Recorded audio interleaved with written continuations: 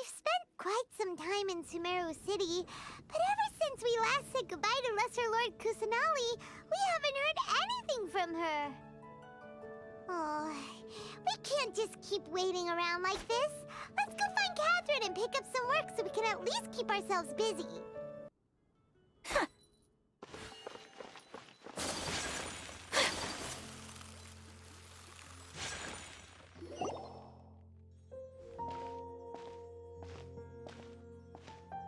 Ad Astra Abyssosque. We meet again, you two. Hi, Catherine. Do you have any commissions for us today? Commissions, huh? Let me think. Oh, how about this? Please attend the Academia's Academic Symposium this afternoon and recite a love poem on stage. Wait, say what now? And if possible, please also use your camera to capture the reaction of the audience upon finishing the poem. Huh? What kind of commission is that? I see. It appears that you're not interested in this commission. In that case, please go to Port Armos and convince the Eremites there to spend some time volunteering at the local orphanage. Hey, that's not any better. I'm sure the mercenaries will have some interesting reactions as well.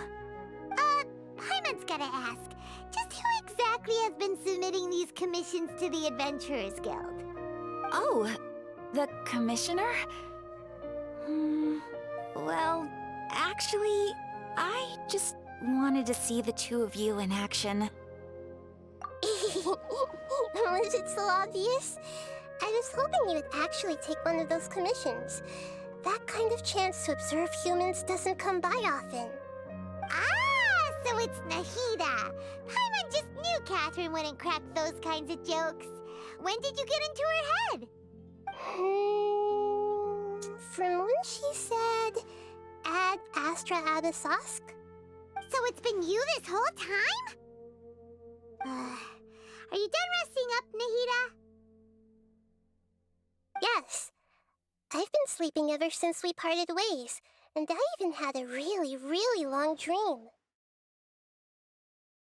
It was another dream about the Sub-Zerus Festival, except it was a happy one. In my dream, I was sitting in the middle of a flower terrace, and everyone in Sumeru City was holding hands as they danced in circles around me. They danced round and round, and everyone looked really happy. I also got to sit on a gigantic flower carriage. Ferris, the Knight of Flowers, raised me really, really high above the ground, and I was throwing an endless amount of Yalda candies at the children. You know, Nahida, maybe your dream is how the Sub-Zerus Festival really should be. It's meant to be a joyous time where everyone gets together to celebrate your birthday. Huh? Wasn't I describing a really happy dream? Why are you both looking at me like that? Wait, could this be an example of the emotion known as pity? No, we aren't pitying you. That would only make everything worse. We just don't want you to feel too sad. By the way, have you had a chance to visit Dunyarzad? How's she doing? The Homianis haven't allowed any visitors after the festival, so we haven't been able to check on her. Yes, I paid her a visit right after I woke up. She was resting at the time. Her condition is stabilized. However, since Elazar is a manifestation of the withering on the human body, we can only cure it by finding a way to take care of Irminsul's own withering. But for the moment, our top focus should still be figuring out what the sages are up to and what they're planning. Right. Who knows what'll happen if they manage to pull off another scheme like the Samsara of the Sub-Zerus Festival. So our first priority should be investigating and putting a stop to the sages' activities. As for how we should pull that off, let's discuss it somewhere else. There are too many adventurers around here. Oh, good point. Sorry, adventurers. We're gonna be borrowing Catherine for a little while.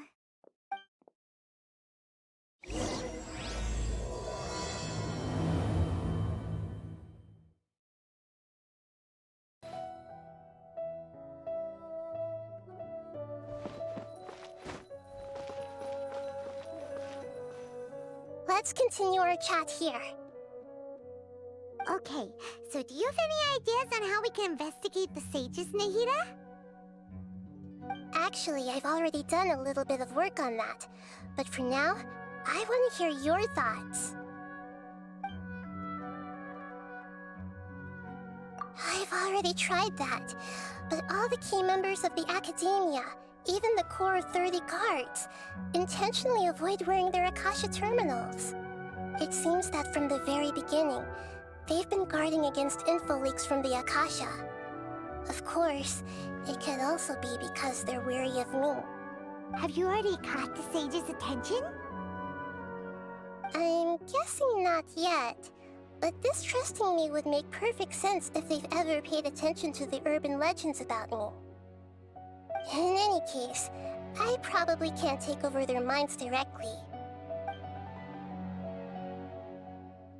No way, that's too risky. You mean it'd be too easy to get caught? No, it's not that. We shouldn't involve innocent students in this. A single mistake could completely ruin their lives. Doing that would be ignoring the safety of my people for my own selfish goals. How is that any different from what the sages are doing? That's a good point. Spoken like the god of Sumeru.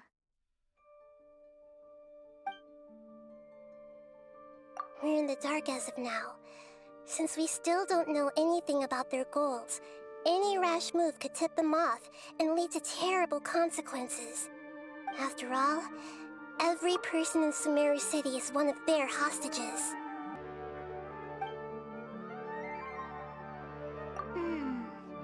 Are we really out of ideas?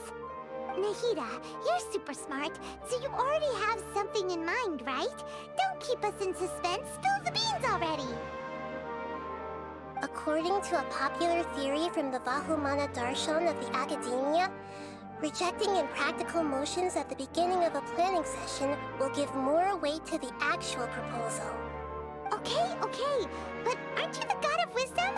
You don't have to use that kind of gimmick to make us take your ideas seriously. Well, I've been thinking that if I can't directly possess the leaders, and if I can't get ordinary people involved, then I should find someone who's already involved, but hasn't decided to side with the sages. You're saying we should recruit a spy? That does sound like it could work. Oh, before coming back, we met someone named Al-Haytham. He seems like he acts alone, and he likes doing stuff behind the Academia's back. They probably aren't in cahoots. Actually, I already have someone in mind. Do you still remember that female scholar named Setaria? Setaria. Paimon remembers now. Isn't she the one who's always trailing behind the Grand Sage of the Academia?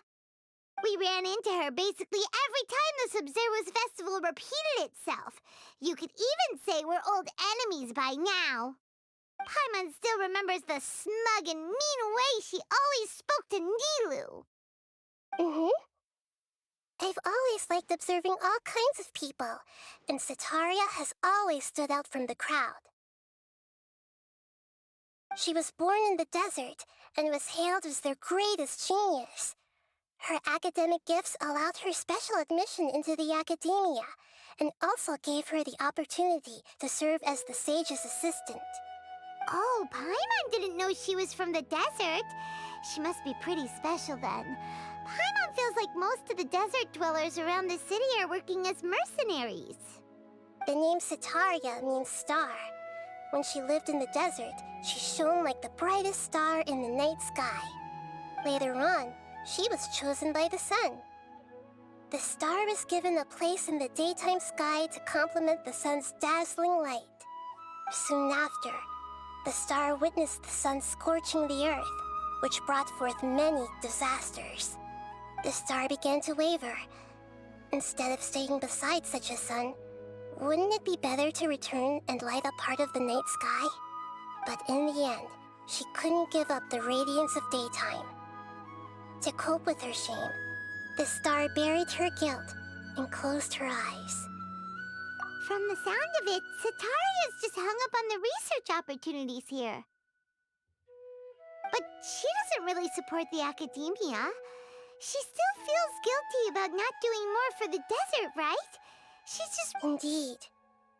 When they are presented with complex moral issues, many people will simply plug their ears and go with the flow until the problem can't be fixed anymore. She's suppressing a lot of guilt, but before she realized it, she had already become the sage's accomplice. She can't deny her part in their schemes anymore. Right. We must somehow make her face her problems again. That way, not only can we get useful intel from her, but she can also use it as an opportunity to redeem herself.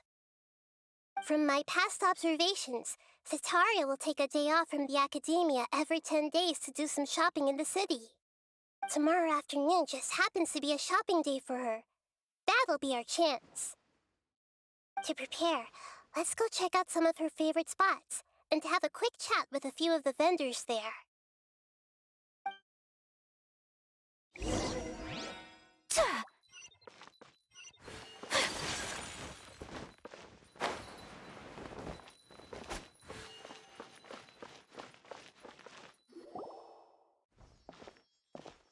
This should be Setaria's favorite fortune-telling spot. So should we ask the fortune teller about Setaria? No, I already have enough information on Setaria. The most important thing now is for you to pay attention to the vendor's talking style and key characteristics. Talking style and key characteristics? My poor lost lambs, have you become troubled over your fates? The divine voice of wisdom often echoes between mine ears. If thou be blessed today by the gods, I may be able to show you the way. Huh? Really? Nahida, you've been whispering things to her? Shh! My friend here has some doubts regarding her future. Can we get a fortune reading for her? Of course, of course. In that case...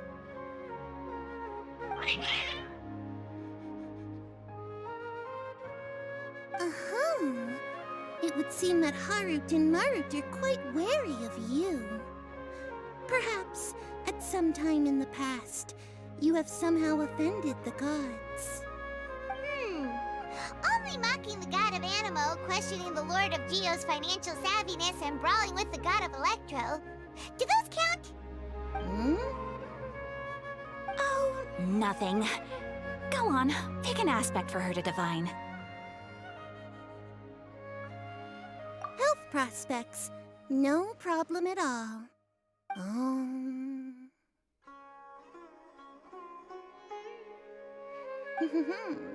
The gods have spoken. The truth shall be revealed. Your life shall continue on for many tens of thousands of years. Impossible. Harut, Marut, did you two spoil my divination? I've never read a fortune so absurd. Actually, Paimon thinks this is probably the most accurate fortune-telling you've ever done. I admit that the orientation of today's celestial matrix is, suboptimal. As such, there will be no charge. Is that so? Well, that can't be helped. If you were to bring some food offerings for Harut and Marut on your next visit, perhaps they could help you reverse the wheels of fate.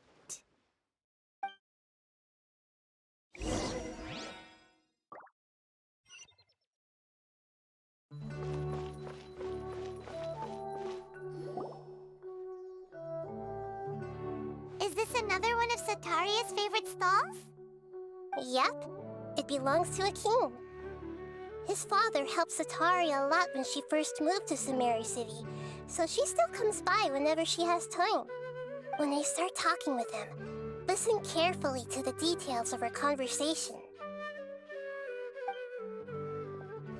Ah, dear customers! would you like to look at some pottery?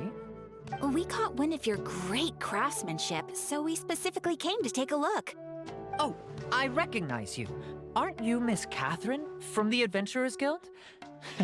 Sounds like I'm in for some big business. Speaking of, where did you learn this trade?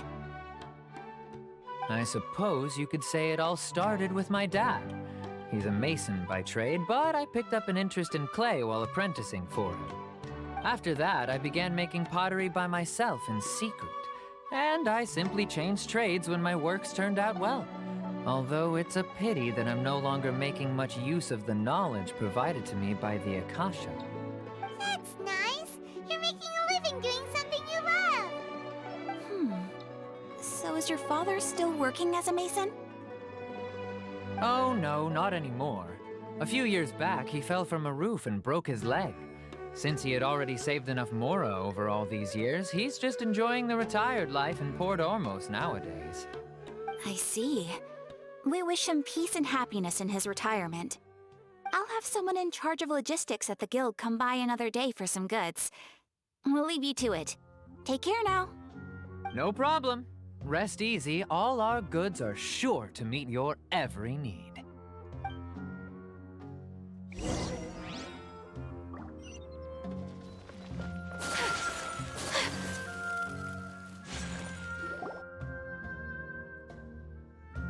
This should be our final stop.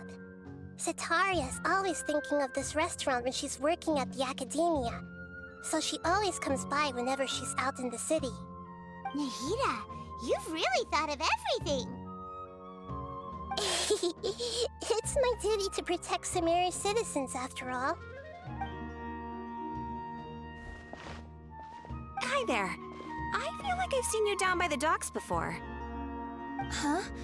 Sorry, I don't quite remember.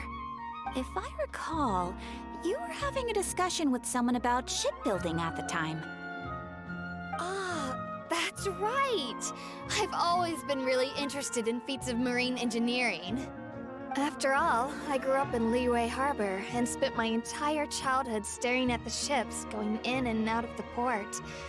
I came to Sumeru to study, but failed to make it into the academia due to my lack of talent.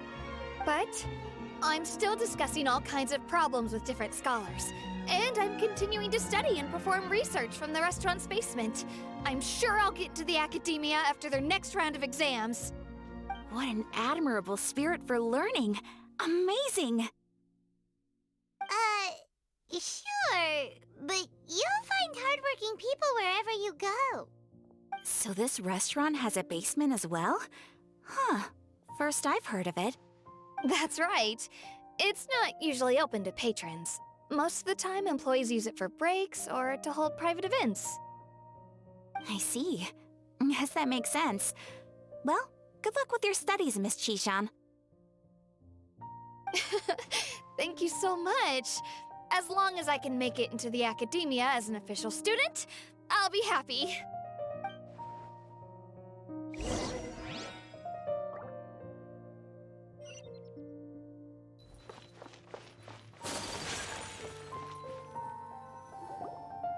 So, was that everybody?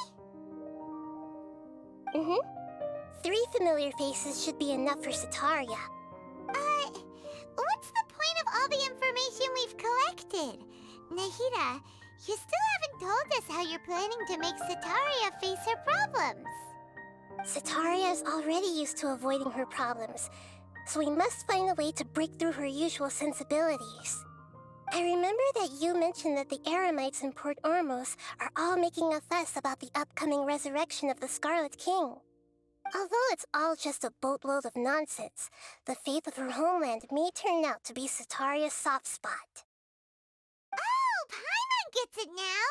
You want to take advantage of the guilt Sitaria feels about her homeland. Although she knows she should return home to help the people of the desert, all she's done is conspire with the sages. So how do we set that up? Well, the Scarlet King is long gone, and Sitaria is also too smart to fall for any simple tricks. If we simply engaged her under the guise of the Scarlet King's believers, she would definitely be weary of us, and we may not get anywhere. But if we were to borrow some of her close acquaintances to talk with her, her reaction would probably be very different. So, you mean you're going to possess those people we just talked to? Yep. Possess them through the Akasha. Imply that they've already converted to the faith of the Scarlet King, and then convey our made-up will of the Scarlet King. As long as everything goes smoothly, we'll get through to Sataria for sure. She'll never guess that we had anything to do with it. Ah, so that's how you're going to use all the info we collected on these people. It's so that you won't slip up and break form. Possessing them will only work if you can manage to pass off as them. Exactly. So, best of luck with impersonating them. Huh? Best of luck? But we don't know how to possess anyone. That's no problem at all. I'll just share all their senses with you once I've possessed them. As long as you're also wearing an Akasha terminal, the effect will basically be as if you've possessed them yourself. Huh. That is pretty convenient. But why does she have to do this? Can't you do it yourself? Although I've been observing humans for a while, I've never been good at imitating them. You're not wrong. It's always been painfully obvious whenever you try to pass as Catherine. If it was at all possible, I would have preferred to leave these people alone. But seeing how things are now, I probably should just accept it and push on. Yeah, don't beat yourself up over it. We're only doing this to help everyone, and we'll only be borrowing them for a little while anyway. Alright, then let's give it a go tomorrow afternoon.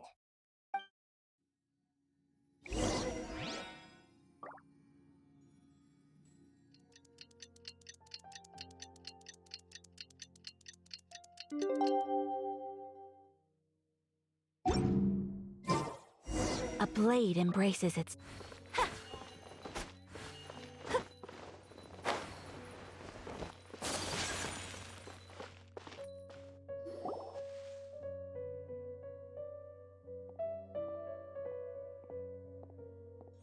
Oh, here she comes. Satari's here. Let's quietly follow her. Once she starts talking to her acquaintances, we'll find a safe spot to begin possessing them. As for how we'll sway her to our side, I'll leave that to you. I trust you'll know what to say. Paimon's starting to feel kind of nervous. Okay, let's go. Looks like they've already started talking. Let's find a hiding spot and get started.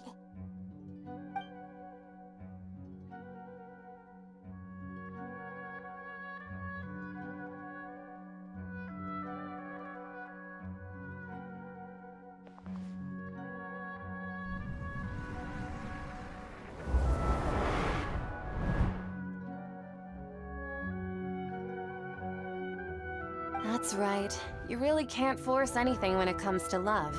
And besides, everyone around me has a very different background and outlook.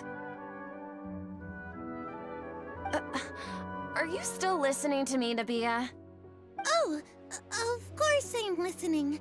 You were talking about troubles with your love life, right? I heard everything you said. Okay then. You just seemed a little distracted for a moment there.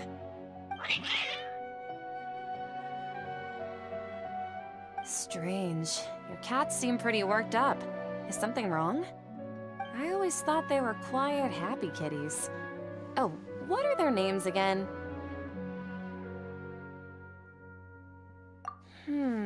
Are you sure? Those aren't ringing a bell for some reason. Well, actually they have many names. Which names I use depends on my mood. Huh, I see. I imagine that must be hard for the kitties, too. So, which fortune do you want me to read for you today? You must have come for another echo of the divine voice of wisdom. I'd like to get another reading on my love prospects, But to be perfectly honest with you, I feel like I've been a real mess recently. A mess? Well, could you do a reading on how long it'll take me to finish my current project at work? I really just want to get it over with. I hear you. No problem at all. The gods will reveal the truth.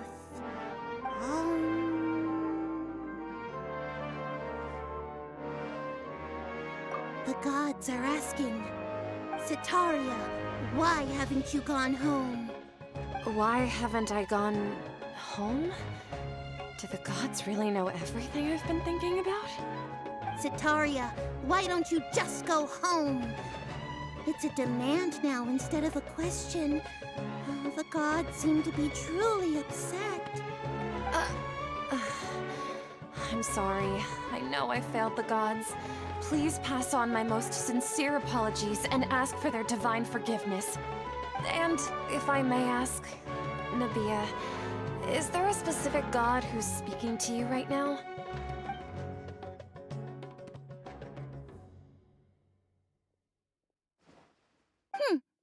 What an inconsiderate and naive question. The god who is speaking to me is, of course, the wisest and mightiest of all, the Scarlet King. The Scarlet King? No wonder he would make such a demand of me.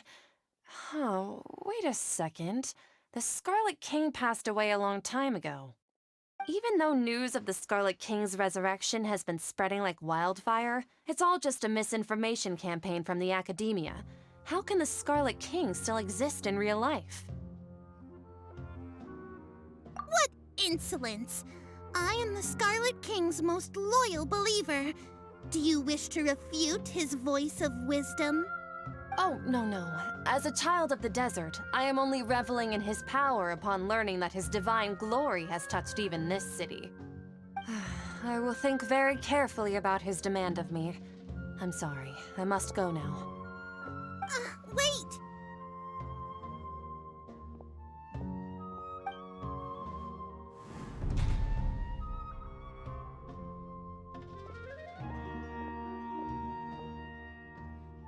Ooh, she just ran off in a hurry. She looked pretty upset, too. Well done. Setaria didn't seem to suspect anything amiss. To have something she's been trying desperately to avoid show up out of nowhere and berate her, that must have shaken her to the core. Aw, Nahida, it seems like you understand human emotions really well after all.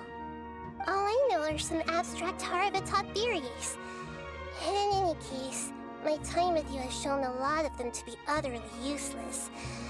I'm still trying to make sense of everything. Anyway, enough of that.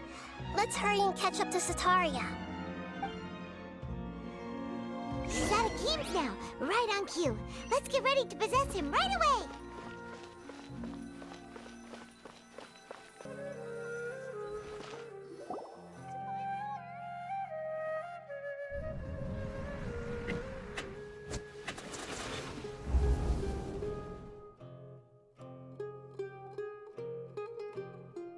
It's okay. I just got caught up in something. Oh, actually, didn't you ask me to help you look for work? What kind of work were you looking for again? Gardening? But don't you hate everything to do with plants? I still remember getting mad at you for secretly throwing away the bonsai that I gave you as a present. You see, a friend told me that the secret to self-improvement is to work on things you're not so good at. Fair enough. I didn't think that was something you would consider. Speaking of, how's he doing? Is he feeling any better? Oh, that's good to hear. I have been thinking a lot about him. If I could get some more time off, I'd love to pay him a visit. Actually, while we're talking about him, is he still living in Port Ormos? Yeah, he's been retired there for a while. If you could find the time, please write him a letter. Please pass on that recently, faith in the Scarlet King has taken root in Port Ormos and has begun to spread across Sumeru. He has a quick temper and has always been a devout follower of the Dendro Archon. I don't want him to get into a fight with those Scarlet King believers because of a difference in beliefs. Oh? So, who are you siding with in all of this? The Academia or the Scarlet King? I'm so jealous of you. You were born a child of the desert. Yet you chose to betray the Scarlet King, and now you spend all your time with those crooks from the Academia. Akeem, you don't mean you've also become a believer of the Scarlet King? What's so strange about becoming a believer of the wise Scarlet King? In fact, aren't you the strange one? The one who still can't pick a side? Can't pick a side? Me? Whoa! Paimon had no idea you'd be so good at this! You really zeroed in on the issue and put it right in front of her. It might feel a bit overwhelming for Sataria. But once everything is over, I'll be sure to pay her a visit to her mind and explain everything. Anyway, let's keep going.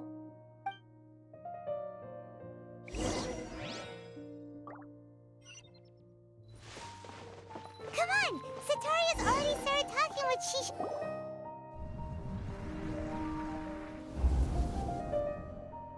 So, Shishan, have you noticed anything weird in the city lately? Like, as if someone was trying to preach to you about something?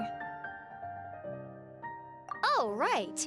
Speaking of strange things, I celebrated the Sub-Zerus festival so many times that I lost count. That was really weird.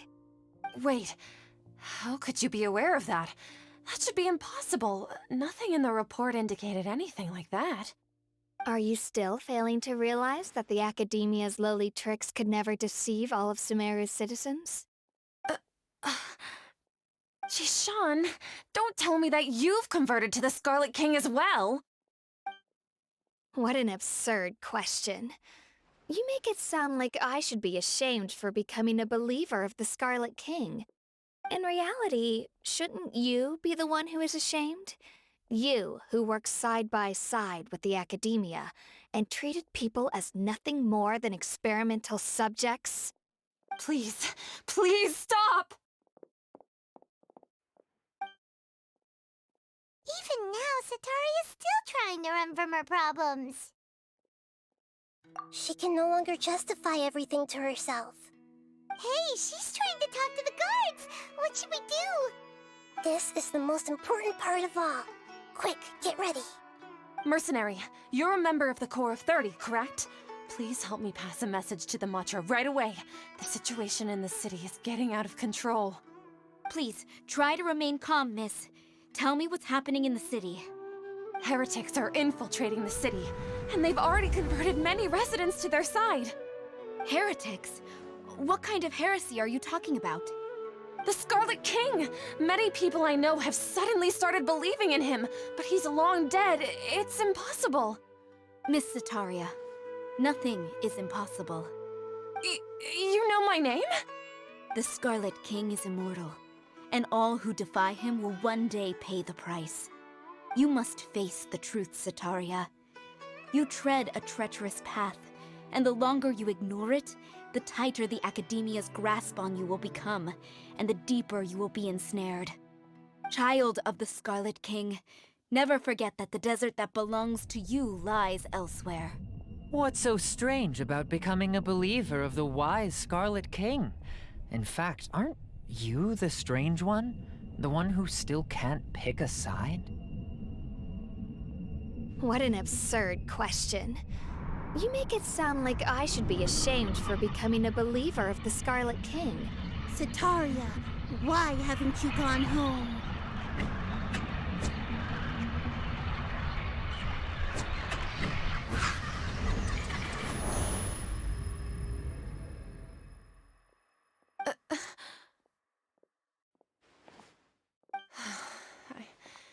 It seems that no matter where I run, I only keep finding more believers of the Scarlet King.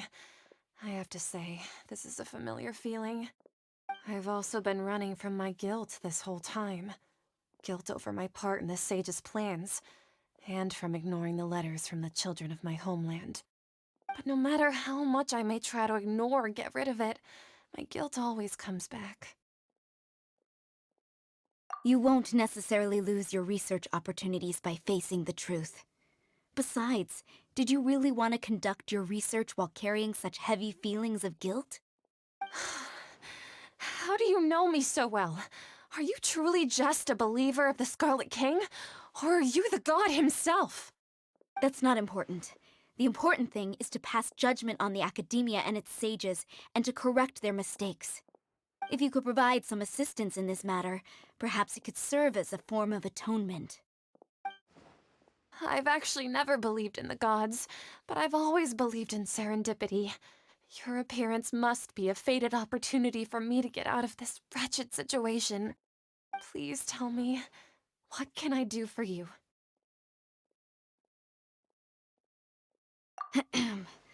How much do you know about the sage's current activities? I was just one of the designers for the massed dream harvest scheme, which is what happened around the Sub-Zero's festival. But I know very little about the full scope of the overall project. I'd assume that only staff with the highest clearance would have access to those confidential documents. I've just been working to meet the Grand Sage's specified requirements. However, there's something that's been really bothering me. I heard that a scholar who was previously expelled has returned to the city, and even the sages are still quite wary of him. To fight against the academia, we will need to figure out the nature and the purpose of their work. Is there a way for us to get access to the confidential documents you mentioned? It should be possible if we're willing to take some risks. After all, I'm an assistant to the Grand Sage, and I've been working on many tasks outside of the project. One thing, though, I won't be able to transfer the documents to you through the Akasha once I get my hands on them. The sages have always closely monitored all activities within the Akasha. Let me see... let's use the most primitive method. Send someone to pick up the documents tomorrow evening at the Academia entrance. The academia entrance. Wouldn't that be too conspicuous? Don't worry about that. I assure you, this won't be a trap. I'm only suggesting this location because it'll draw more scrutiny for me to leave the Academia again. It'll be safest for me to distract the guards long enough to hand you the documents. All right, I trust you. So, if I were to successfully complete this task, would it mean I've atoned for my wrongdoings? That'll depend on the judgment of the Dendro Archon. The Dendro Archon. That's right. Her people are the ones we have endangered. As the God of Wisdom, she's also the one responsible for judging and guiding the scholars. Maybe it's time for me to find a god to believe in. Just as Nahida predicted, we've managed to bring Sataria to our side! The Traveler's execution was ingenious. She's the one who deserves all the praise. Well, now that we've made plans to meet again tomorrow evening, all we can do is pray for Sataria's mission to go off without a hitch. Pray? But if we're going to pray to the gods, aren't we just praying to you? God of Wisdom and Guardian of the Scholars? No. The truth is the true Guardian of Scholars. I've always believed that. Anyway, let's meet again tomorrow evening at the Adventurers Guild.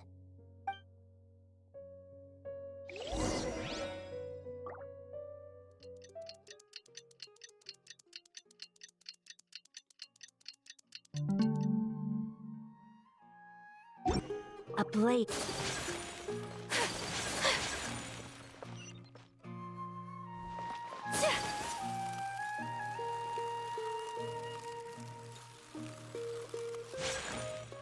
Catherine, we're here! Oh, you are the other Catherine, right? That's right. I suppose I'm the other Catherine in your mind. Shh! We're on a secret mission tonight, so we need to protect Catherine's identity. Yep, Paimon's right. We cannot fully rule out the chance that the meetup tonight is just a trap. If something were to happen, my existence may be the only trump card we'll be able to play. After all, the academia should still be unable to confirm the existence of my consciousness in the outside world. Yep, exactly. Just what Paimon was thinking. Anyway, enough about that. Let's just make sure to be on our guard. Off? What do you feel is off? It's the middle of the night. Of course it's quiet. You're not getting paranoid, are you? No, I think she's right. It really is a lot quieter than usual. If you look around, there seems to be fewer people on the streets. I'm not sure if this is the case for the entire city, though. Huh. Maybe it's just a coincidence. Maybe Sataria figured out a way to not only distract the guards, but also to get everyone to go to sleep early, just so we can exchange the documents in peace. I also can't quite figure out why things feel a little off. But now that we're here, let's go ahead and meet her as we planned. Well, regardless, as long as you're here with us, Paimon feels a little safer.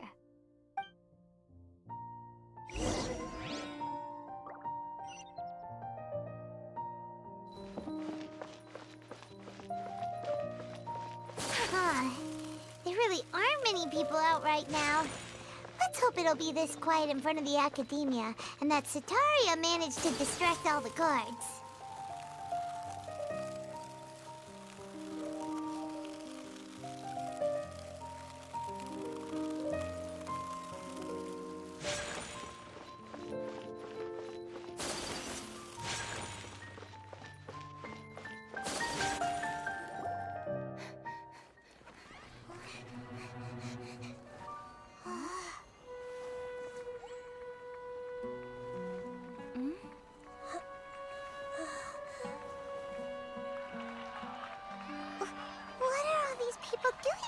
This hour of the night.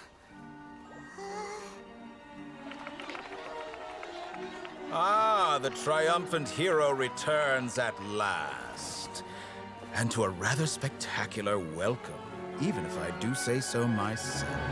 You're the outcast, expelled from the academia. Indeed I am. Although these days they tend to call me the Doctor.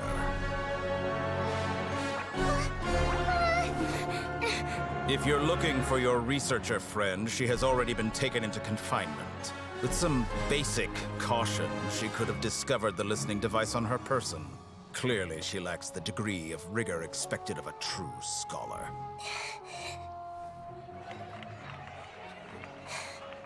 The people of Sumeru City. What have you done to them? I simply made some minor adjustments to their Akasha terminals. Now they can deposit information directly into the subconscious. As you can see, all these lovely people now believe this traveler is a hero who has just saved the world. My experiment is a success. And now it seems they can no longer hold back their sheer adoration. No, what should we do? These are all just regular people. Leave now. You need to get out of here. What? That guy's a Fatui Harbinger! We can't just leave you here! Nor can I abandon the people of Sumeru!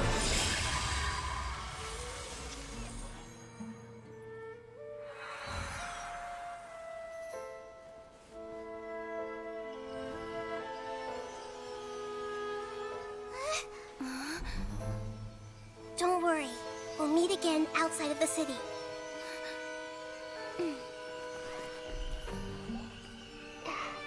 I see. You appear to have overridden their mental faculties with your own consciousness. To possess such a powerful mind, you must be the god of wisdom.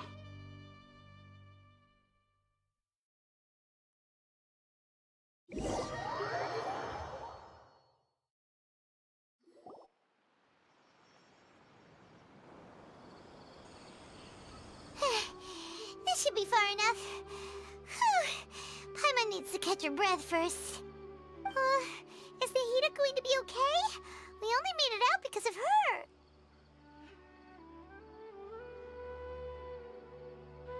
Paimon wasn't counting on running into a new Harbinger here, let alone such a high-ranking one. That guy was number 2. So scary. He called himself the Doctor. Remember, Tighnari told us about him. Sataria did say that someone who once got expelled from the Academia came back recently. And that even the sages are wary of him. Yep, sounds like she must have been talking about the Doctor. Yeah, now that the Doctor's in the picture, we're no longer just dealing with the Academia. They're in cahoots with the Fatui. But what are the Fatui after this time? Another Gnosis? Yeah, things would be a lot easier with Nahida's help. Nahida said we'll meet again outside of the city.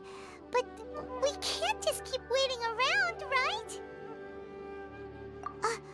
You mean... Oh, right! Wasn't he invited by the sages to work on some project when we were staying with him in the NVIDIA forest? That has to be the same project! Even though he turned it down at the time, he might still know something. There's no time to lose. Let's go to Gandharvaville.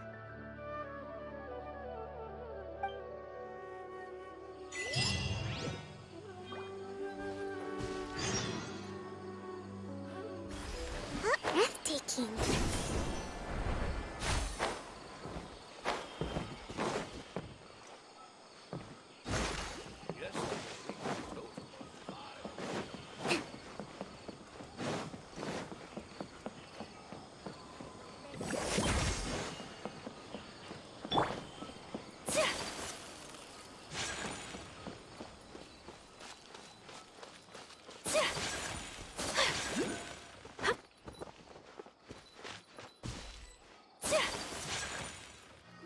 Hold it right there. A blonde-haired traveler and a floating fairy. We've got you all right. Take a look around. You've fallen right into our trap. Are you mercenaries from the Corps of 30? Did you come here to arrest us? Corps of 30? We're nothing like those government lapdogs who don't even get scraps for their work. We are an elite brigade that commands the highest commission rate in all of Sumeru. We're here on the orders of a client known only as the Outcast. The Outcast? An outcast from the Academia? But why wouldn't the Doctor just send the Fatui after us? Still wasting time on idle chit-chat. We'll shut you up soon enough. Get them! You're up, Traveler! Following orders. A new punching bag. Hold the loop! Let's light it up! That was pretty rough. Is that what elite mercenaries are like? Yeah, looks like we'll have to keep our guards up. But this Doctor guy seems like a pretty tough opponent. He knew exactly where to set up an ambush. Did he predict that we would try to find Tighnari? Going up against smart people is tough. Anyway, let's keep going.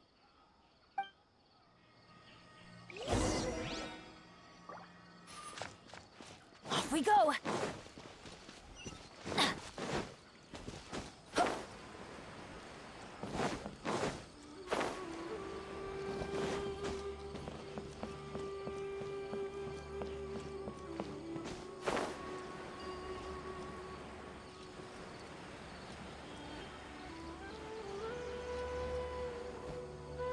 Oh, it's the Traveler and Paimon.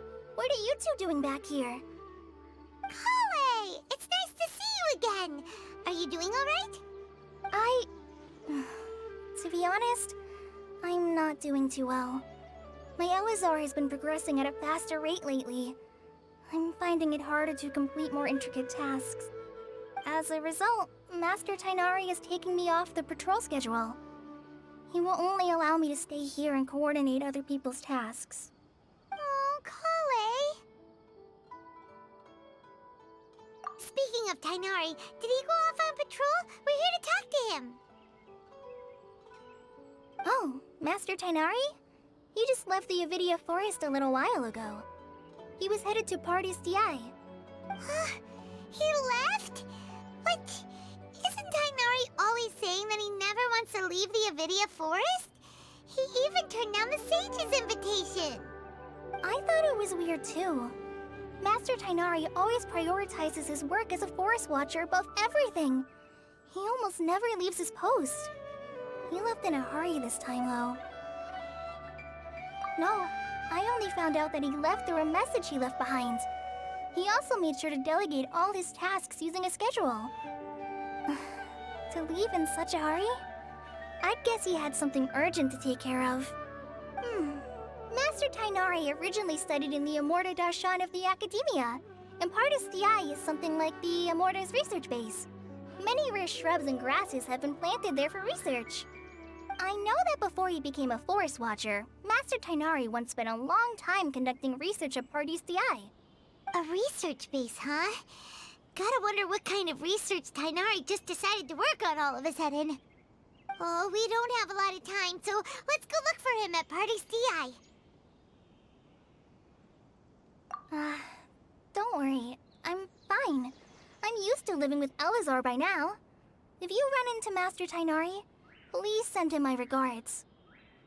Got it. Will do. See you later, Kale.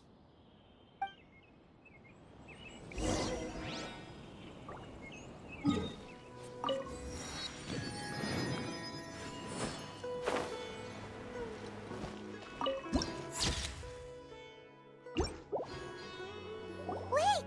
Look who it is! Thank goodness you're okay. We were so worried about you. Hey! This was supposed to be a touching reunion, but you're ruining the moment! Actually, it's very smart of the Traveler to be wary of me right now. After all, the Doctor has shown that his technology can apparently even control human minds.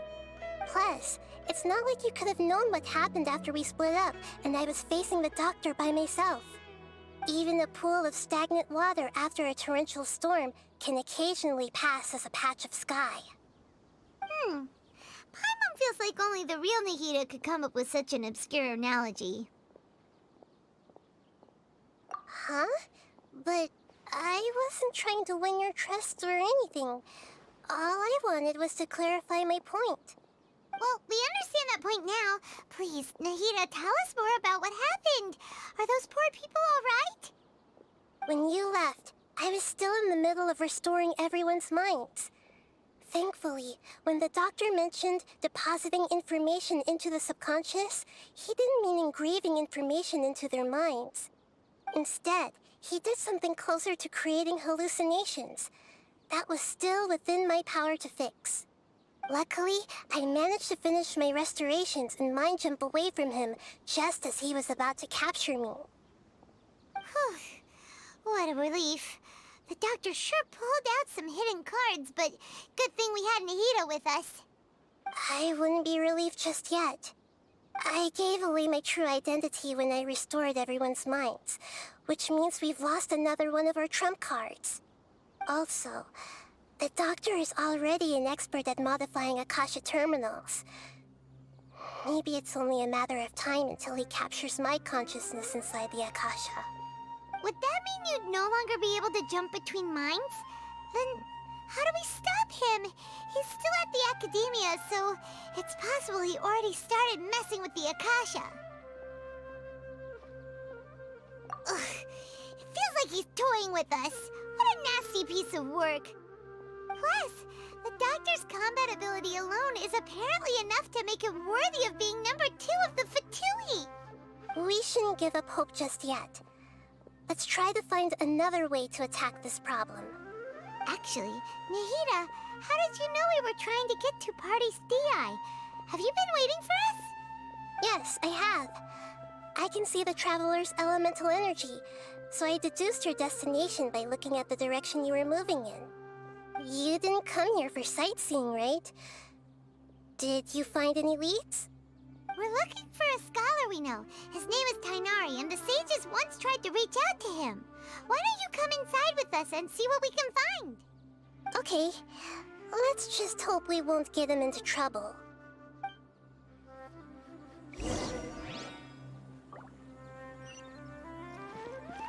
Off we go!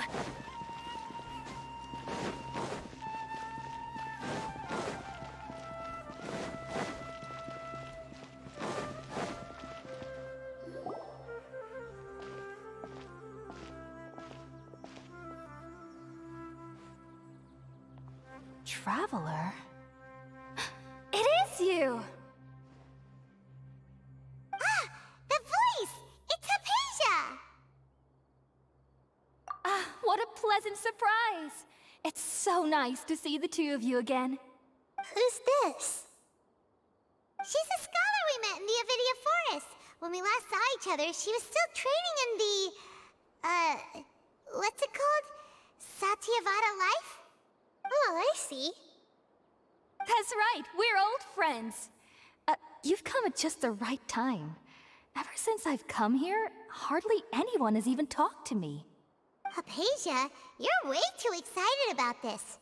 Actually, for you to leave the Avidia Forest means... you're not in training anymore?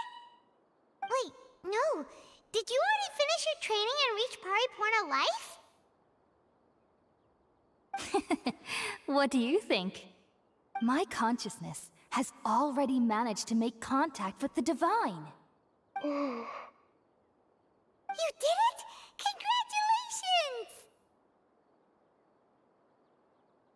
Congratulations!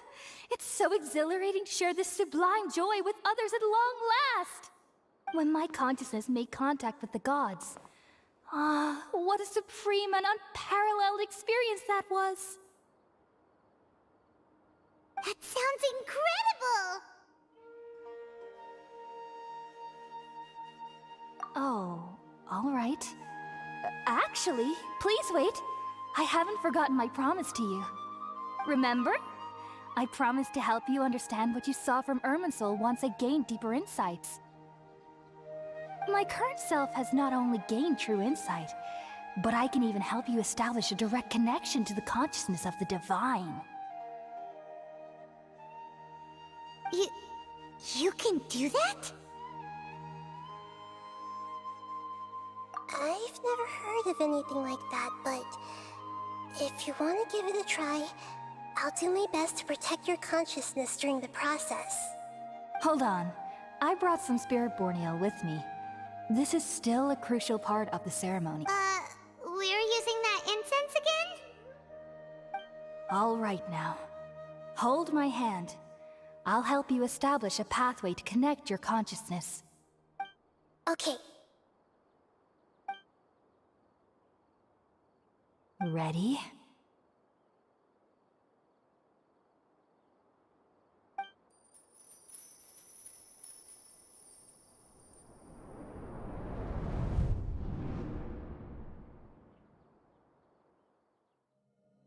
It took 3 betrayals for me to finally understand. The world is just an elaborate tapestry of lies. My fury will never be quelled. The first to betray me was a god. My creator. My mother. Valuing strength above all, she saw no worth in me and I was discarded. The second was a human. My family. My friend.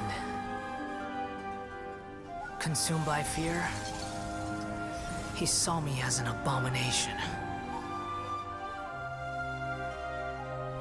The third was one exactly like me. A hope for the future. A fledgling barely out of the nest. Powerless before his mortality, he broke his promise to me. Humans, they can't be trusted. And the gods fill me with pure loathing. So I said good riddance. I denounce the world and laugh in its face. My chest will never again be defiled by worldly filth. I will scrub away every last trace of human emotion. Then it will be empty, a blank slate, and ready to receive a supreme gnosis, brimming with pure divinity.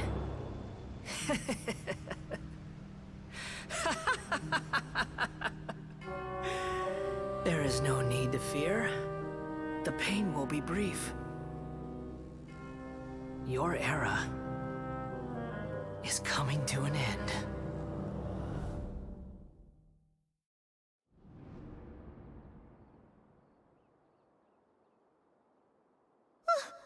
What was that? Did we actually just see the Balladier's memories? Everything matches what we know about him. But how is he connected to the divine consciousness that Hypatia was talking about? You saw it, right? You felt it, right? Such a majestic god! Such a noble will! Such sublime emotion! Alas, shame. If only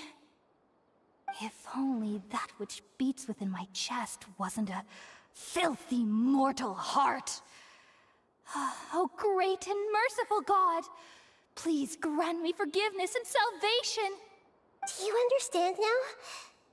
I'm afraid this is no Puripurna life, but rather... Ah! You! Why are you so mean to me? Why is everyone hiding from me? I found divine wisdom. Shouldn't I receive praise and honor? Haven't I uncovered that light in the darkness?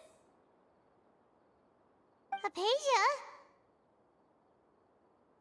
That's how I always thought everything should be. Wait. Have I already lost my mind?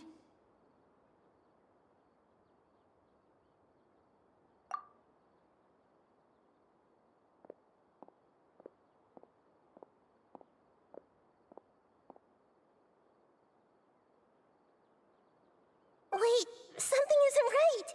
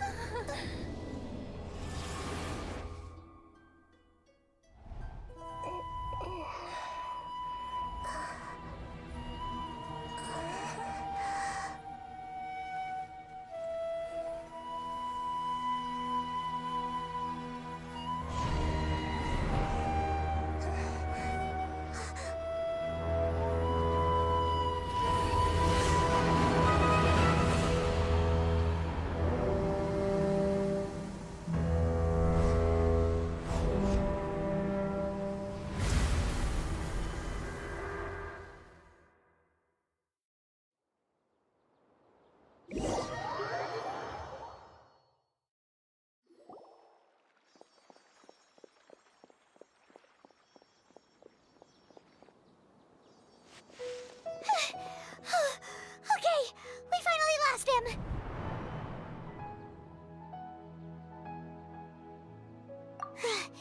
Are you okay, Nahida? Wait, no.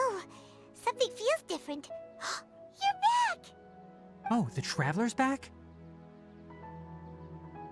Nahida was controlling your body for a while. It seemed like she jumped over to you as an emergency measure right before the Catherine puppet was destroyed. After that, Kainari heard the commotion and came over. He helped us defeat the mercenaries and then he ran with us all the way here. What? You swapped places? You mean your consciousness also went into Nahida's body? Wait, then where is Nahida's consciousness? Where is she now? I never imagined that an individual's consciousness could be transferred around like this. Had I not seen it with my own eyes, I would have never believed it.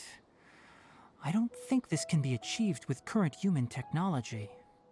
Also, while we were running, the consciousness in your body told me to pass on a message. She said, "The doctor has found a way to trap my consciousness, so I can't journey with you anymore. But even in a moonless night, a shower of starlight can still drown out illusions and lies." Oh no! Nahida's trapped in the sanctuary of Surasthana for good this time. Was that message all she left for us? It's pretty vague. Oh, that makes sense. Since the doctor captured her, she won't be able to say anything without him knowing. She's being extra careful. Even in a moonless night, a shower of starlight can still drown out illusions and lies. Huh. Paimon knows the moon illusions and lies are from the alchemical divination at the Sub-Zero's festival. Didn't Nahida use a starlight analogy before? It had something to do with Sataria. Oh, that makes a lot of sense. Huh. Do you think Nahida was telling us to go find help in the desert? But she isn't with us anymore. Think we'll be okay? Paimon, you said Sanctuary of Surasthana. Does this mean that this Nahida you're talking about, the consciousness who was occupying the traveler's body, is the Dendro Archon? Your guess is correct, but the situation's a bit complicated, so it's really hard for us to explain right now. That's all right. A scholar's curiosity doesn't need to be appeased right away. As for the complicated nature of the situation, safe to say I have witnessed that for myself. I've spent some time with you, and it looks like the Dendro Archon's also on your side, so I trust you. Thank you, Tainari. Oh, actually, we came here to ask you a question. What do you know about the project that the sages have been working on? Ah, that. While I was indeed invited to join that project, the sages were always secretive about its scope and goals, so I eventually declined. All I know is that that project has something to do with the restoration of Irminsul. Huh? Did you see something when you were in Nahida's body? What? Do you have any evidence?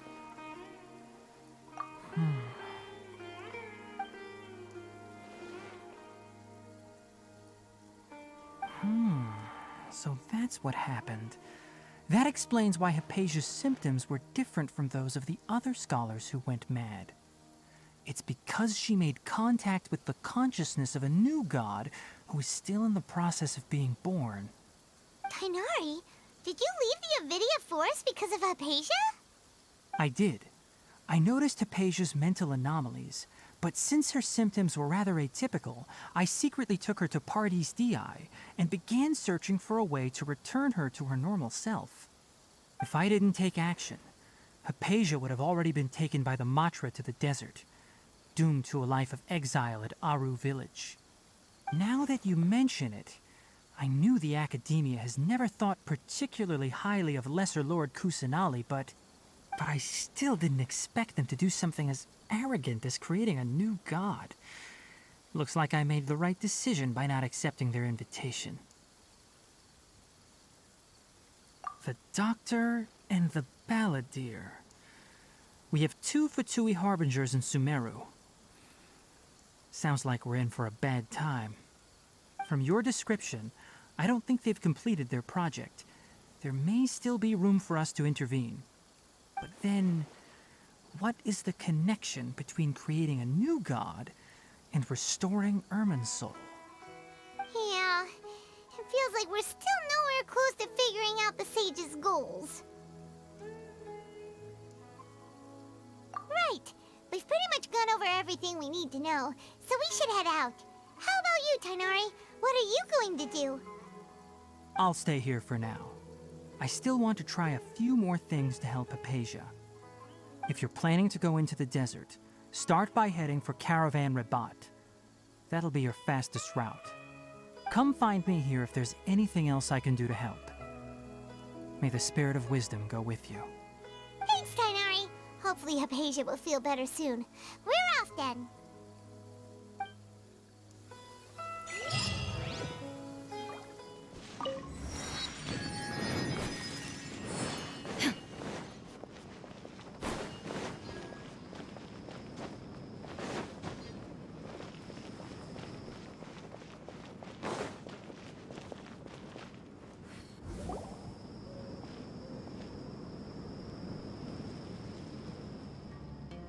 We finally made it to Caravan Rabat. It's pretty lively here. So, just past this wall is the desert, huh? Oh, wow. Paimon remembers hearing people call this the Wall of Samiel. It's made to block sandstorms from the outside. Oh, if it's this tall, it's gotta be the divine work of Greater Lord Rukkhadevata, right?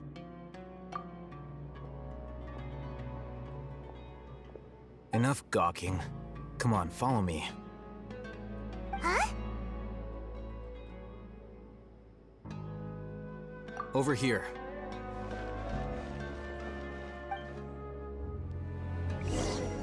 Oh, Haytham went that way!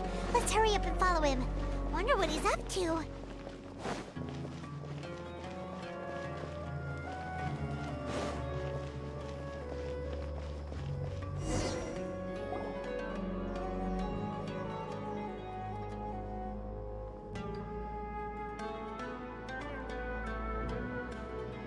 What the?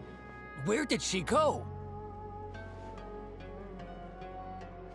How did we lose them? They were just here a second ago. More Eremite mercenaries? Who are they working for this time? Anyway, Traveler, it seems like we were being followed again. You were too careless. You should have noticed those hopeless amateurs trailing you a long time ago. There's no need to thank me. I've never cared to keep track of personal favors. All I did was correct a mistake I happened to come across. It's a habit I developed at the academia. You really gave Paimon a scare, Al-Haytham. We never thought we'd run into you here. Last time we met at Port Ormos, didn't you say you were going back to the academia? Wait, don't tell Paimon that you're here to take us back on their orders! Oh, so you've already landed yourselves on the academia's hit list. I can't say that I didn't expect it. However, had I wished to turn you over to the academia, don't you think you'd already be the Eremites' honored guests by now? Oh, right. You do have a point. I have no interest in running errands for that project. As a scholar, I've always belonged to the camp that promotes researcher autonomy. And these days, you're more fascinating than anything the sages can offer. Not quite. To tell you the truth, I'm still investigating the Divine Knowledge Capsule. Unfortunately, I've run into some difficulties. Everyone says the capsule originated in the desert and was eventually moved to Port Ormos. If I am to get to the bottom of this, I must understand how the capsule first came to be. Which brings me back to you, and why you're so interesting. The leader of Ain al-Ahmar used the Divine Knowledge Capsule right in front of you, and upon seeing him, your expression became perplexed, and you were lost in thought for quite some time. To have that kind of reaction, I think you must have realized something. Are you interested at all in sharing what you've been hiding from me?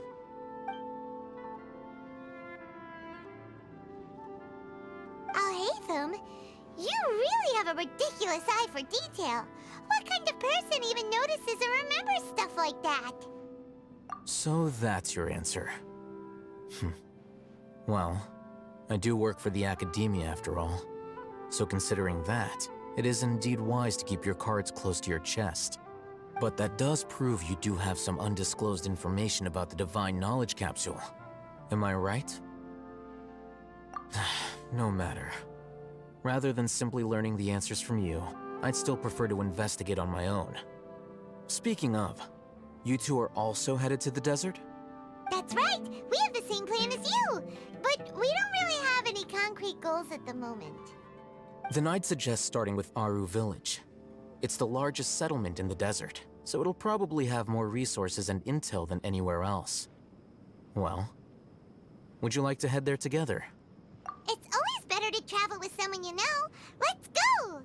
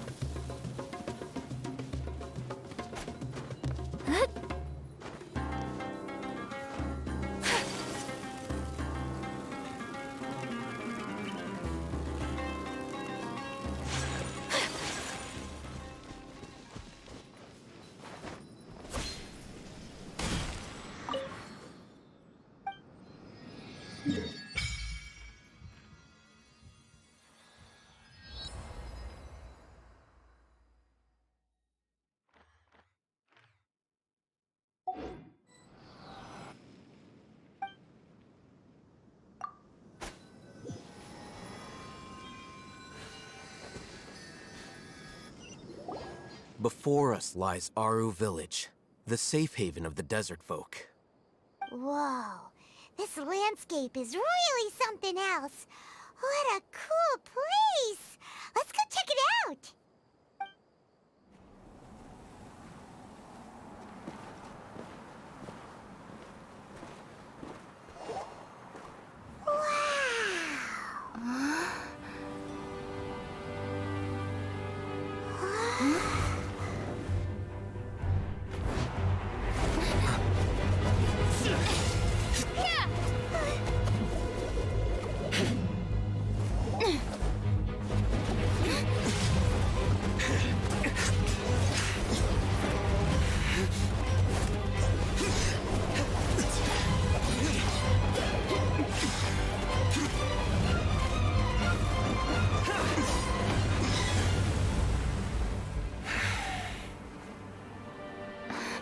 Sino.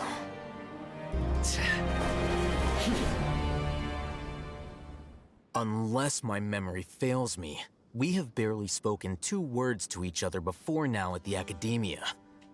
Would you care to enlighten me as to when and how I invited the General Mahamatra's wrath? Oh, Hatham. Do not think you can escape my judgment, just because you managed to escape my attack. Judgment? So that's how you'd characterize your actions here, is it? Or would elimination perhaps be a more accurate description? Had I used my full strength, not even this traveler would have been able to stop me.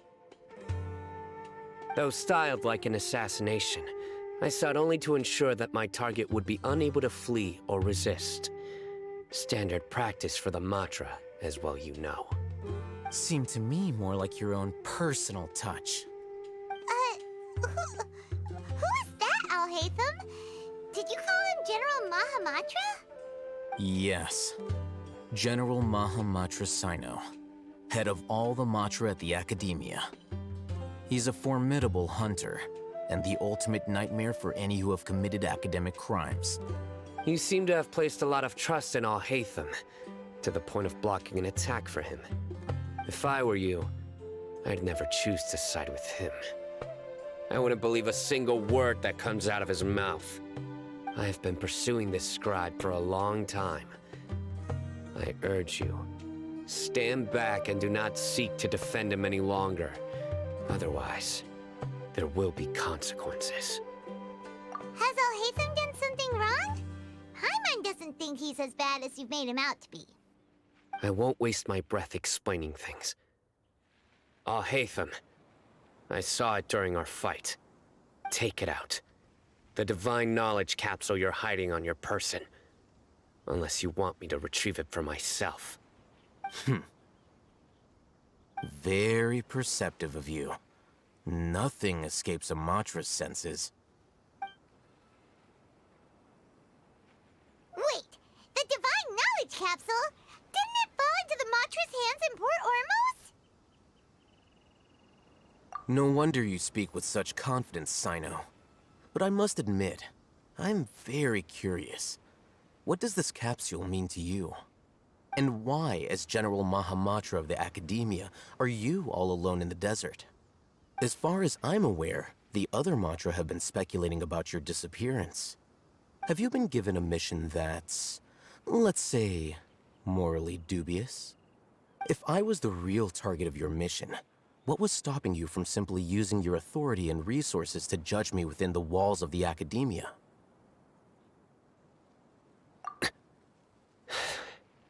I should have known you'd be difficult to deal with. You two? Ugh! What you would do, Traveler? Paimon feels like we can't trust either of them.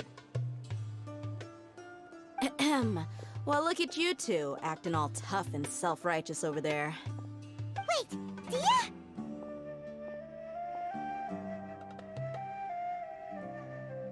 Great! Finally, someone that we can trust! You gotta help us out here. Otherwise, these two are gonna start fighting again! Yeah, sure looks that way. Two giants from the Academia duking it out once and for all. Not something you get to see every day, that's for sure. Listen, I know you academic types love to fill up your big brains with self-righteous morality and lord your empty rules and virtues over each other. But how dare you bring your petty disputes into the safe haven of Aru Village? It seems like someone's gonna have to beat some sense into your thick skulls until you finally learn to respect these grounds.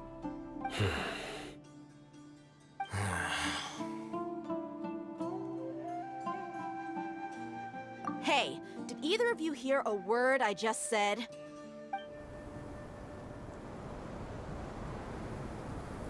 Whoa, what's going on? The wind's so strong! Is this a sandstorm? Paimon's gonna get blown away! Another sandstorm? What's up with these recently? Hey! All of you, over here, quickly! We have to take cover! Someone's calling for us! Oh, this wind is too strong! Let's get over there! That sounded like Candace. Come on, you two. Jeez, are all of you Academia folks such hard work? Move it! All right, stop yelling.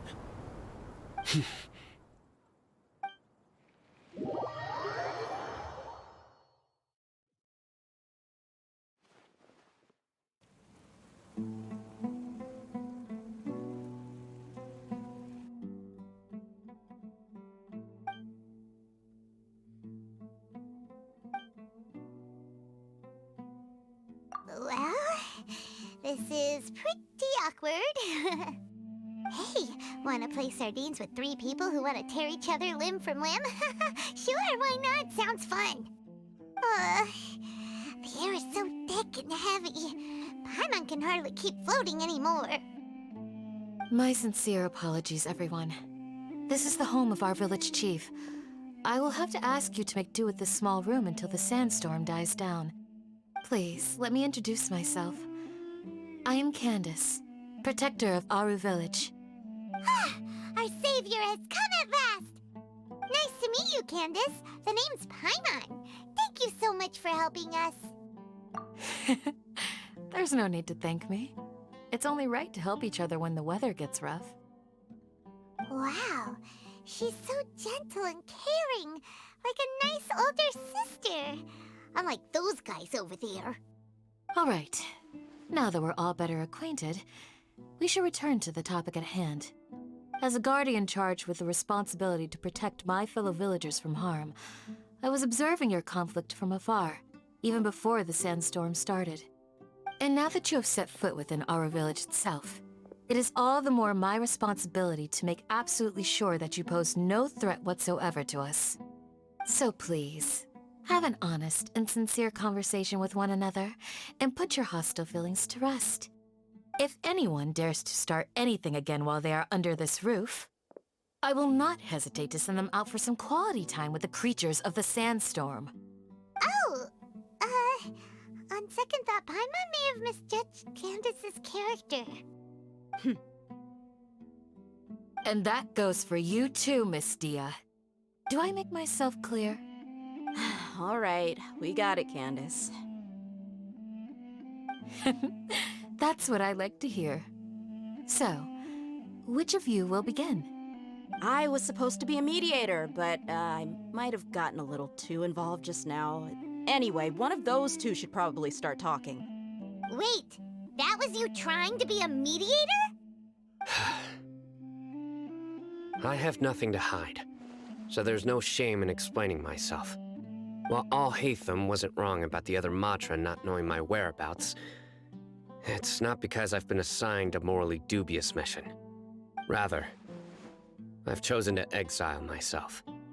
Huh? Exile yourself?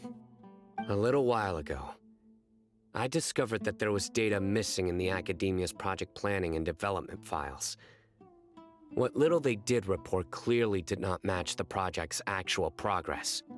As General Mahamatra, I had the responsibility and authority to request an audit.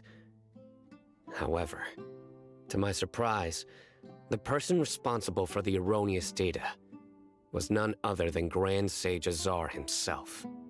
I tried to investigate the issue myself before submitting a formal audit request, but I soon found that all leads and potential pieces of incriminating evidence were carefully concealed from me. I began to realize that they were cautious of me from the very beginning.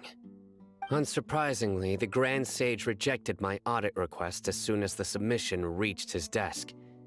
He even said to me, "The power of the General Mahamatra is granted by the sages. You have no right to judge us." So they really are up to no good. I realized then that to the Grand Sage, the Matra are nothing more than tools for the sages to assert and maintain their control over knowledge.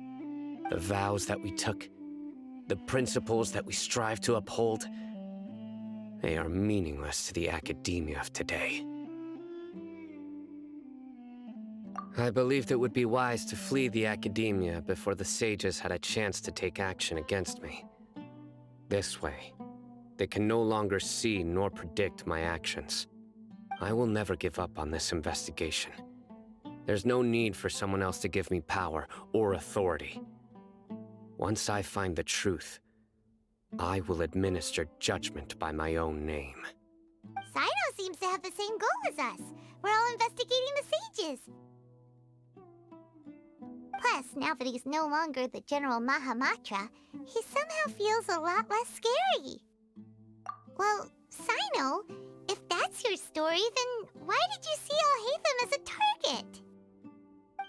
When I was investigating the matter in the academia, I overheard a conversation between Al-Haytham and a sage. The sages asked you to investigate a blonde-haired traveler. Do you dispute this, Al-Haytham? What? Like many parts of the project, this assignment was undocumented. Now throw in your suspicious behavior with the Divine Knowledge Capsule, and I think we deserve an explanation. Yes. I was indeed tasked with investigating the Traveler. Al-Haytham! After all, the promised reward was so great that hardly any scholar could have refused. The sage told me, once you've completed this assignment, I can give you a glimpse of divine knowledge. A most enticing offer. Unfortunately, those academics don't know me at all. Their words contained one key piece of information, namely that divine knowledge indeed exists. That gave me all I needed to know. From my perspective, the sages are far from trustworthy. Think about it. Isn't it a little strange they're so willing to share divine knowledge with anyone, even as a reward? So, I began my own investigation following the lead of the divine knowledge capsule. In the end, I realized my wisdom in committing to this rather than collaborating with the sages. Had I been less guarded, I probably would have ended up like that Ain al-Ahmar mercenary, incapable of remaining sane for long enough to hold a conversation.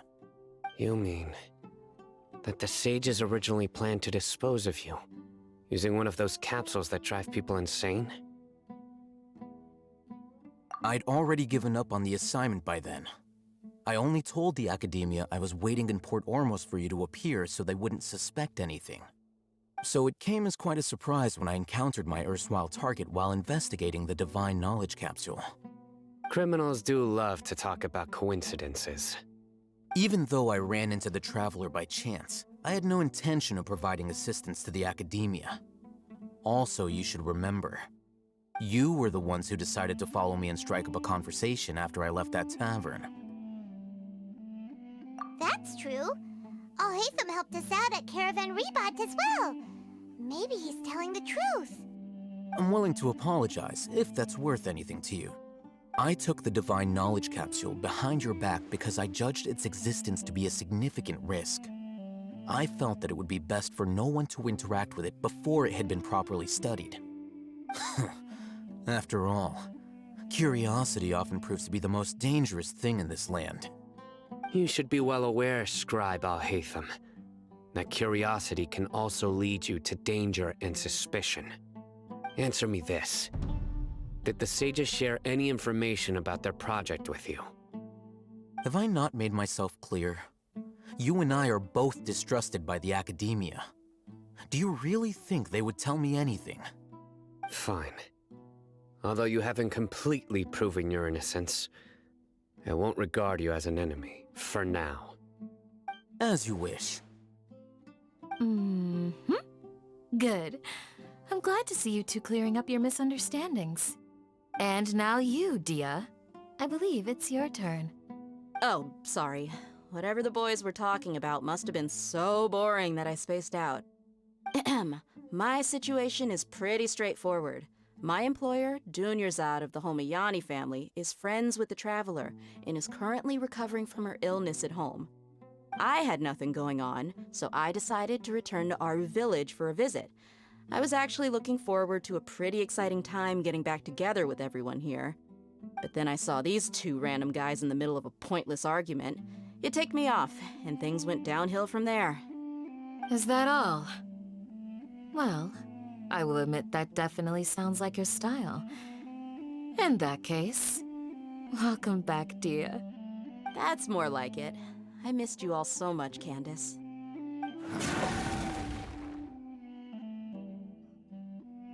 Whoa! What was that sound? No need to worry. Now that you're no longer at each other's throats, please make yourselves at home. I'll take a quick trip outside to clear out some of those creatures in the sandstorm. Creatures? In the sandstorm? Are you sure you don't want some backup? Fighting in a sandstorm is not for the faint-hearted. Anyone without extensive training in these conditions is at a disadvantage. You needn't worry. Yeah, just leave them to Candace.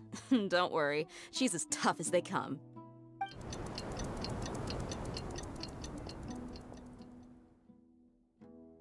The wind's died down. That means the sandstorm's over, right? Candace still isn't back yet, though. Is she alright? Maybe we should go out and check on her. When you put it that way, even I'm starting to feel a little worried. All right, let's go. We've been here long enough, and the boys are as chatty as the floor.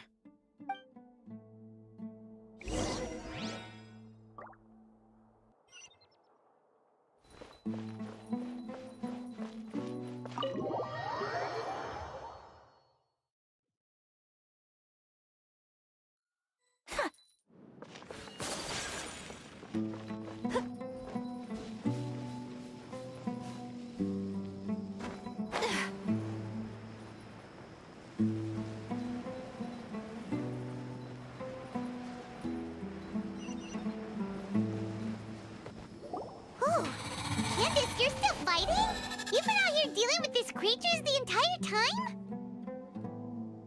Yes. They just keep coming in waves. I've lost count of how many I've defeated. Before I realized it, even the sandstorm had stopped. Ah! Here comes another wave! Leave this round to us. I got interrupted earlier, but now I have something to take my anger out on. It's been quite a while since I've seen the Flame Main in action. I'll leave these to you then. I'll be sure to put on a good show.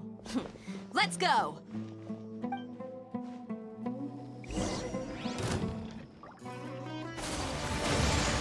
There is no escape! The creature stopped appearing. Was that the last of them?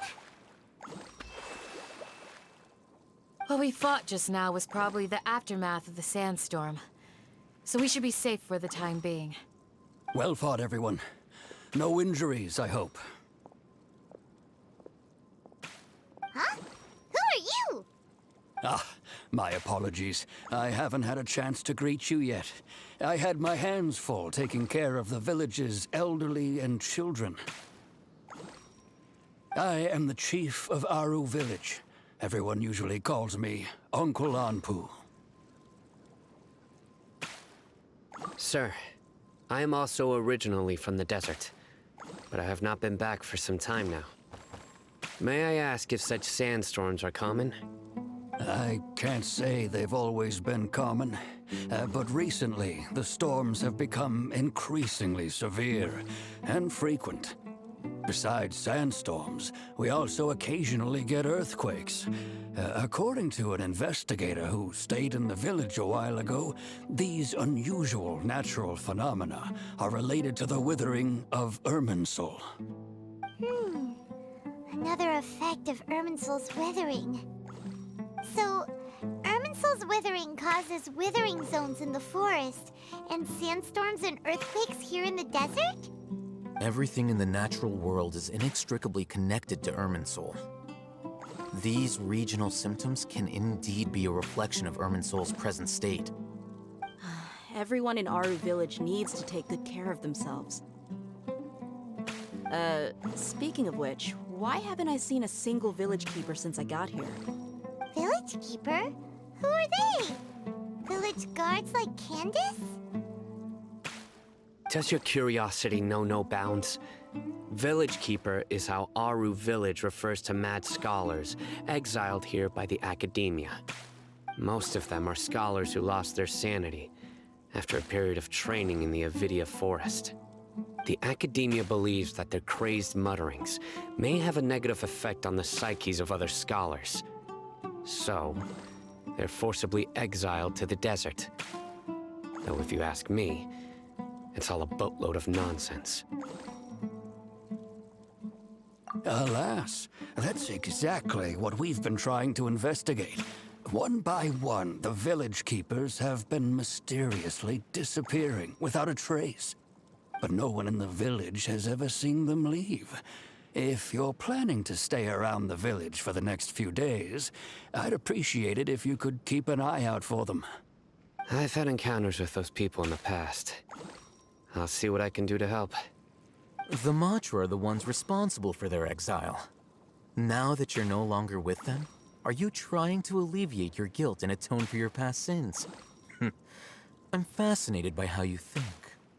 Mock me if you will, but if you are guilty, I will eliminate you, regardless of my position or identity. Oh, you're the former General Mahamatra. You must be an expert in these kinds of investigations. Thank you for your help. Is it because you're reminded of Hypatia? Oh, these poor scholars. First they lose their sanity, now this! We need to help get them back home, safe and sound. But, is it really a good idea to tag along with Sino? You seem like you really don't trust him. I'll be grateful for the assistance. No doubt you will do a better job than some of my former subordinates. Let's start by finding a spot to share what we know so far.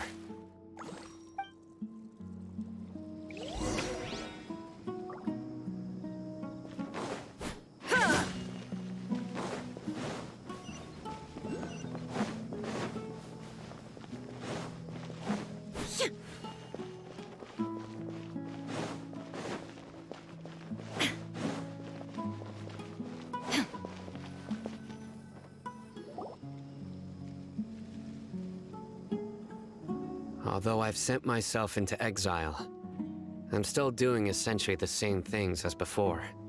Do you still have any questions for me before we start our investigation?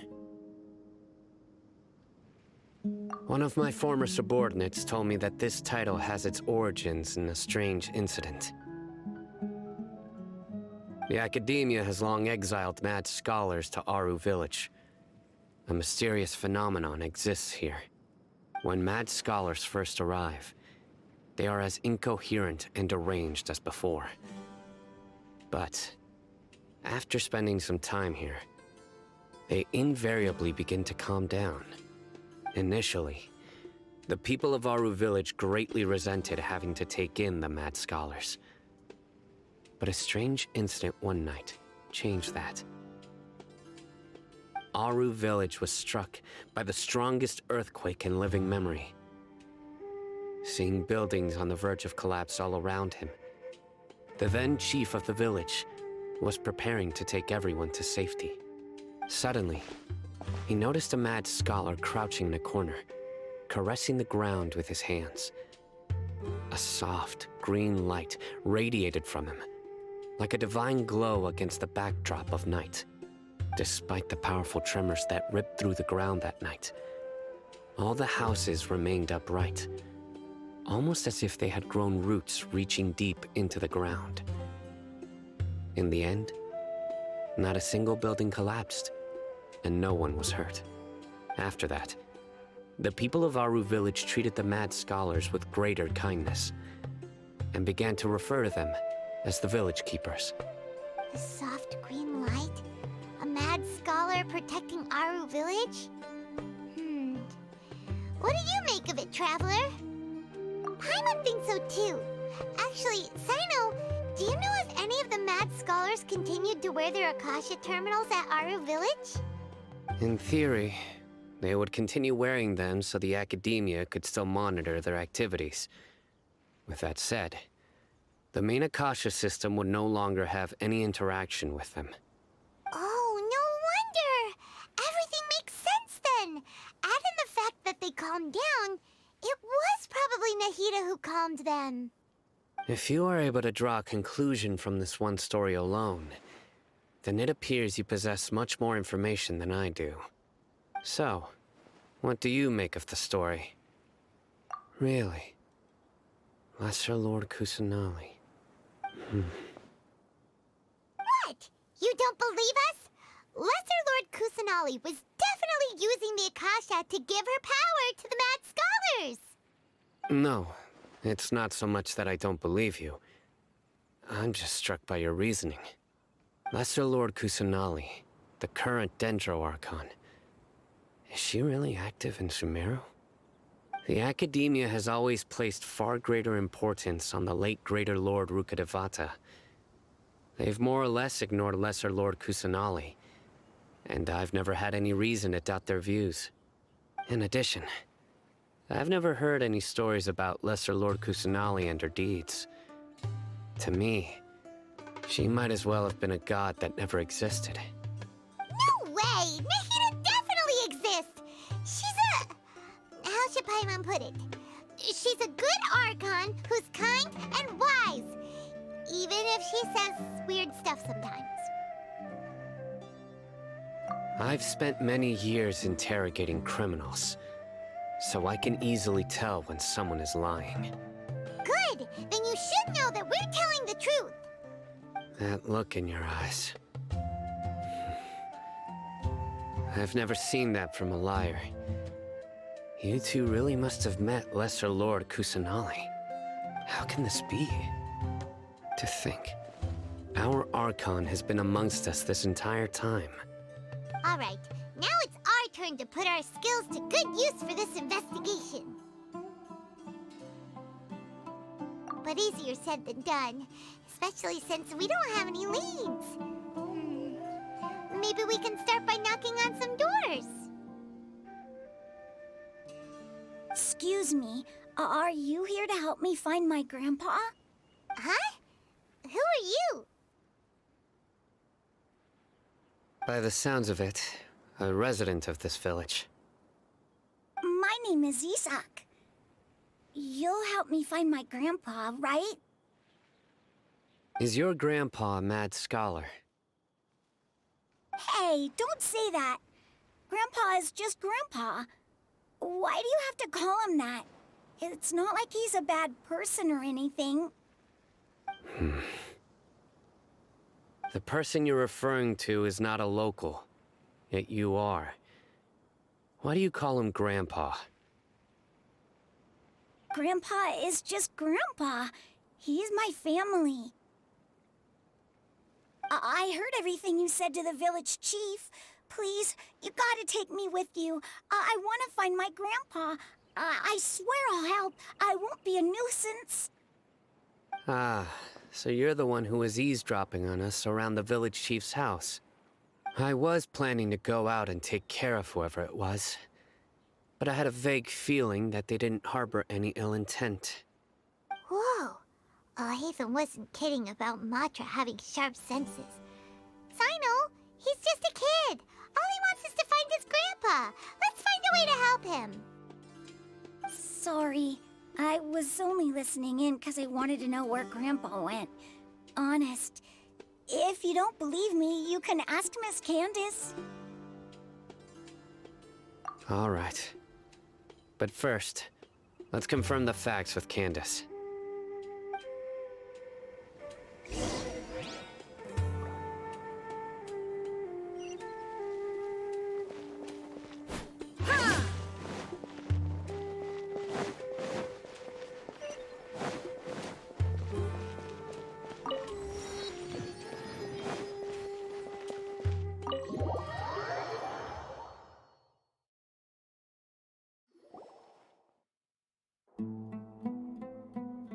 Sino is super vigilant. Is this what all the Matra are like? Ah, you're back already. We just wanted to confirm something with you. Do you know a boy by the name of Isak? I had a feeling he'd go looking for you. Huh? You knew this would happen? Yes. Although he tried his best to stay hidden, I still noticed him eavesdropping outside the window. He really wants to get his grandfather back. Isak's parents were both Eremite mercenaries who rarely returned to the village after finding employment in the city. He was raised by his grandfather. Unfortunately, it was only a few years before his grandpa passed away. Isak was still very young at the time, so various families in the village took turns caring for him so he could survive. Later, an elderly mad scholar arrived at the village. Isak thought the scholar bore a striking resemblance to his grandfather, and thus often spied on the man. However, the scholar was unkempt in appearance and incoherent in speech. Although Isak referred to the man as his grandpa, he was afraid and didn't dare to approach him. One summer night, the oft mumbling and bumbling grandpa suddenly calmed down and seemed to become more lucid. He even noticed Isak hiding in the distance. So Grandpa walked up to Isak and patted him on the head. He even took Isak to the entrance of the village, where he patiently taught the boy the names of the stars, and accompanied Isak until he fell asleep. The next morning, Isak woke up and wanted to go find his grandpa again, only to realize his grandpa no longer recognized him. However, even so, Grandpa retained his calm expression. It's said that those who saw the scholar claimed he no longer appeared to be crazy, but appeared to be living in his own world, almost as if he were sleepwalking. Isak was thrilled that his grandpa was able to find peace, and would follow him all the time, asking him things like, "Grandpa, want me to take you somewhere fun?" Or, "Grandpa, could you tell me stories about the stars again?" All this somehow just makes Paimon feel really sad. It seems like they both deserve so much better. Perhaps. Nearly everyone who lives in the desert has some form of hardship or regret. But even so, we must still continue on with our lives. It's also my reason for fighting. I must continue to protect this land.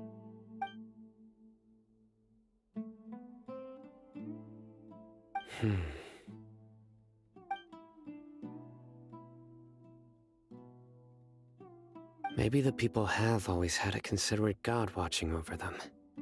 Huh? What did you say, Sino? No, nothing. As long as Esau keeps his word and doesn't get in our way, we can take him along. Perhaps you are more compassionate than I gave you credit for. Please accept my thanks on Isak's behalf, Sino.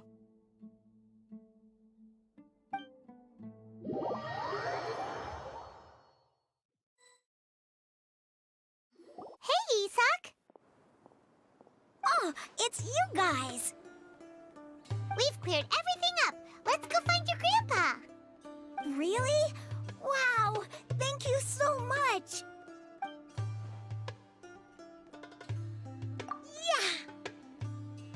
All right. Let's ask the local residents some questions first.